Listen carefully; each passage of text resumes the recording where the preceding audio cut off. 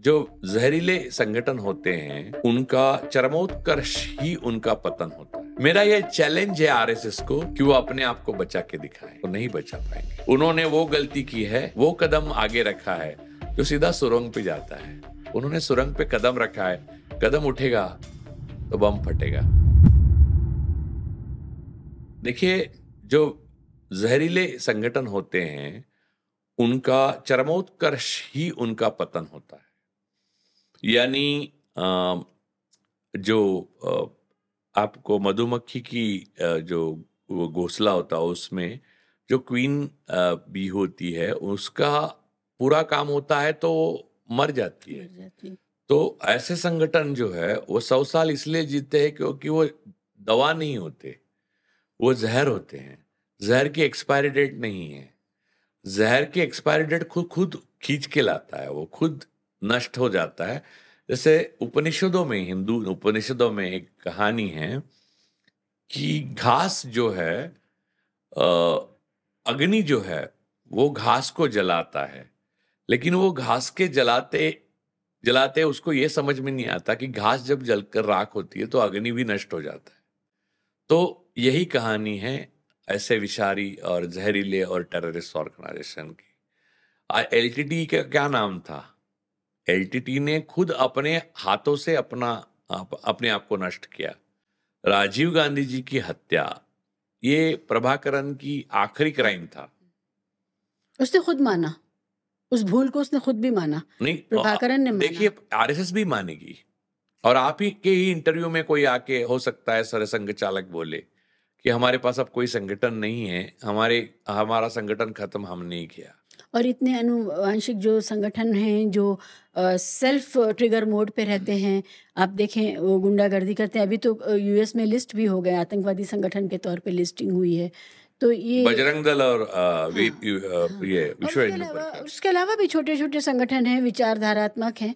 तो ये तो अपने अपना काम करते रहेंगे।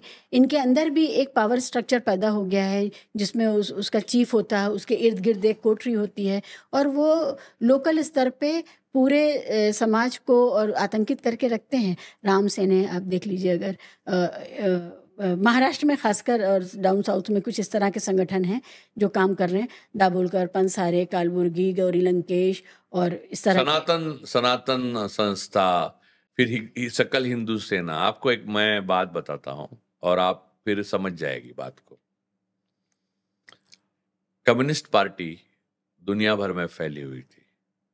उनकी एक्चुअल पॉलिटिकल पावर, सत्ता में, आधे यूरोप में थी, आधी दुनिया में थी।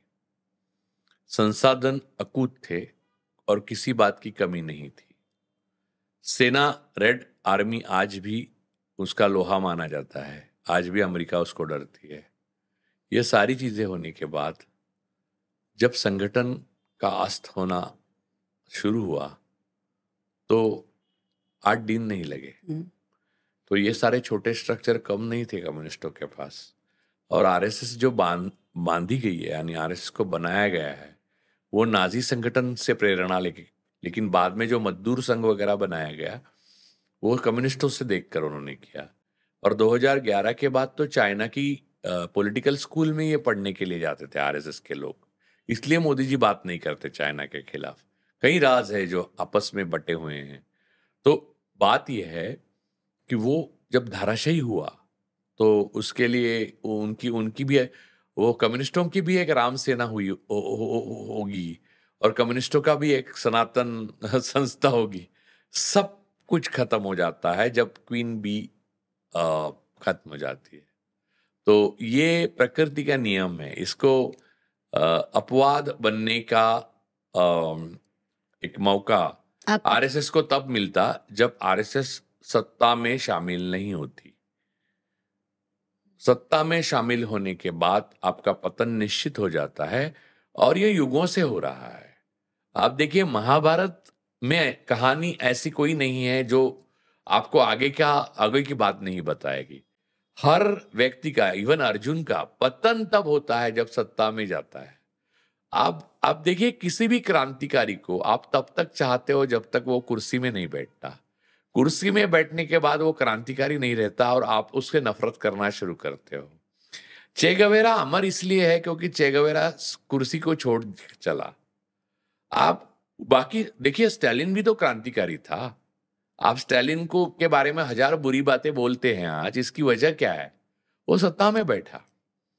देखिए, सत्ता वो जहर है जो पीने के बाद पहले आपको जो एक मदिरा की तरह प्रभाव आप पे ऊपर डालता है, और यादवों के कुलों का जो संहार हुआ, कुल का संहार हुआ, जो श्री कृष्ण के सामने हुआ, वो ऐसी तरह से उन्होंने मदिरा पी ली, जो सत्ता तो थी ही, आपस में लड़े और मारे गए।